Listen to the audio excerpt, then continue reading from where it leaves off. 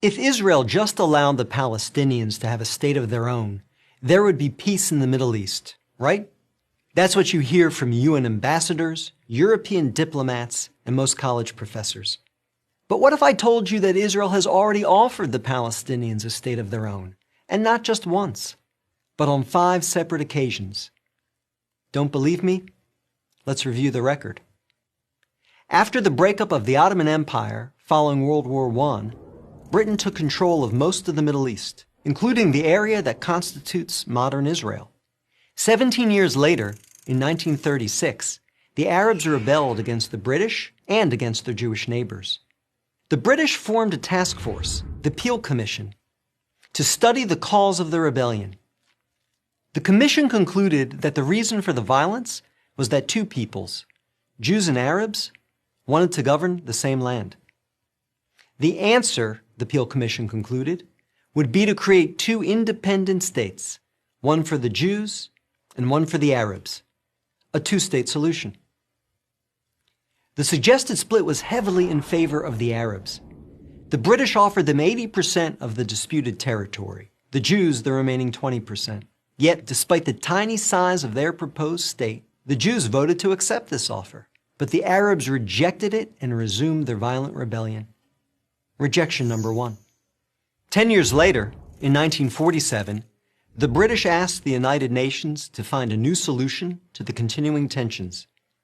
Like the Peel Commission, the UN decided that the best way to resolve the conflict was to divide the land.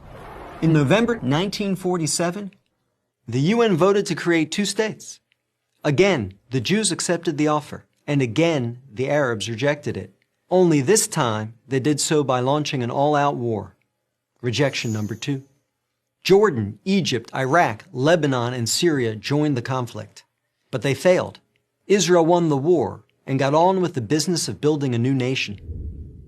Most of the land set aside by the UN for an Arab state, the West Bank and East Jerusalem, became occupied territory, occupied not by Israel, but by Jordan.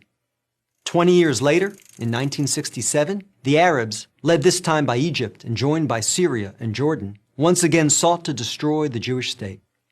The 1967 conflict, known as the Six-Day War, ended in a stunning victory for Israel. Jerusalem and the West Bank, as well as the area known as the Gaza Strip, fell into Israel's hands. The government split over what to do with this new territory.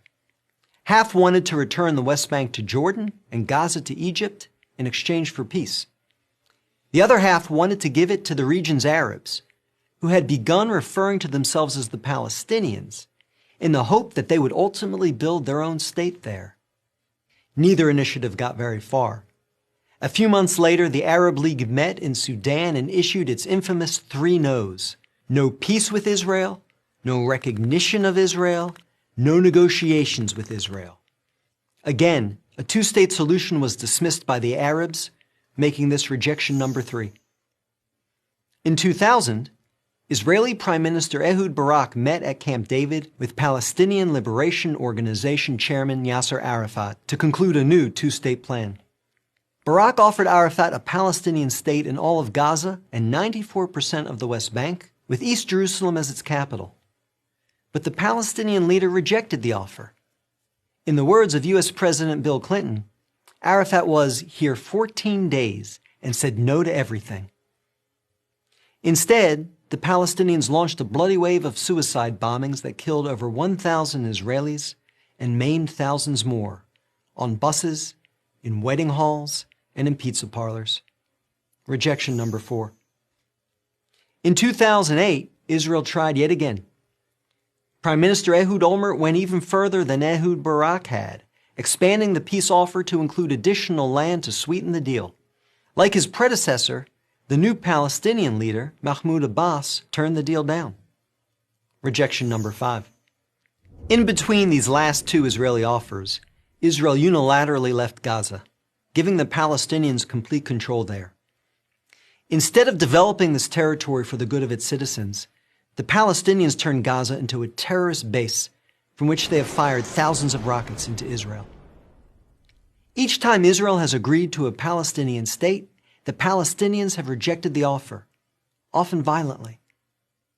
So if you're interested in peace in the Middle East, maybe the answer is not to pressure Israel to make yet another offer of a state to the Palestinians. Maybe the answer is to pressure the Palestinians to finally accept the existence of a Jewish state. I'm David Brog, Executive Director of the Maccabee Task Force for Prager University.